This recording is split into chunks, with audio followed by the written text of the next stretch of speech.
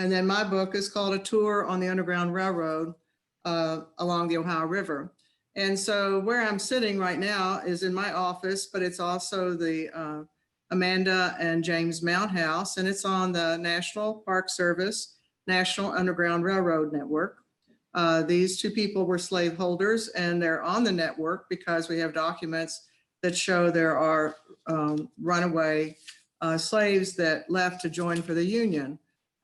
So my book, what I did with it was went up and down the Ohio River to show these different points along the Underground Railroad that have been documented. And I was so excited to see these two books, Historic Black Settlements, as well as Little Ohio, because so many of these places that I started looking at along the Ohio River with the Underground Railroad involve small towns and historic Black settlements.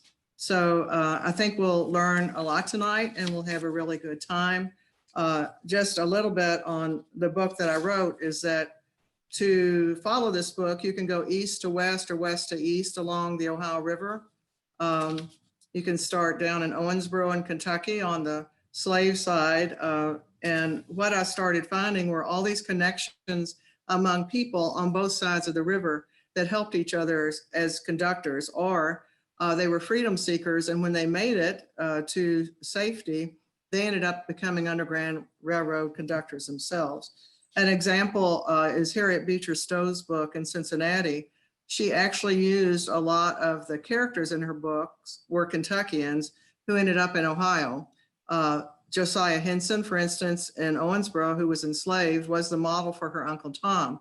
And regardless of what the Uncle Tom name means to some people, he was an extremely brave man who took his family finally. He had a horrible childhood. And he took his family in Owensboro, and they finally escaped, and they made it up in Canada, where he established a refugee colony. And he was good friends with Harriet Beecher Stowe. She interviewed him when she was in Cincinnati. So there are all these really great connections.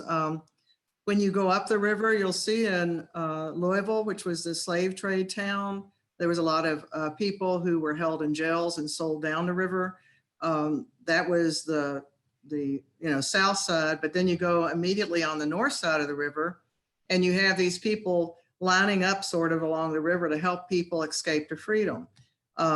When Harriet Beecher Stowe came to Cincinnati, she met people like the Levi Coffins, who were Quakers. And I know Karen discusses Quaker villages a lot up in Ohio, and that group was involved in the Underground Railroad. She has people like Henry Bibb, who's here from Oldham County. She was familiar with him. Madison, Indiana became a strong crossing. But in particular, when I was writing the book, I was sort of charmed with the area between Cincinnati going up to Ripley, Ohio.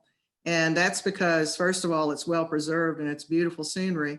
But second of all, you had Ripley, which was sort of the Underground Railroad town, with John Rankin and his house on top of a high point. And then you had John Parker, a Black man who brought his freedom and became a conductor on the Underground Railroad. And he lived right there at the river. And also there was some very interesting places that are not right on the river, but I learned about, called the Gist colonies. And David and Elise are going to talk about those. Karen, you might, I don't know, we had talked before maybe about that too. But the basic thing is that all of these places on our panel tonight are local public history places. Some of the Black settlements have all but disappeared, but Elise and David are going to explain that. But you can actually go to some of these areas and experience history yourself. And keep in mind, places like the Ohio River were about half their size. So there was a lot of business on the river and people crossing every day, both who were enslaved and both who were freedom seekers.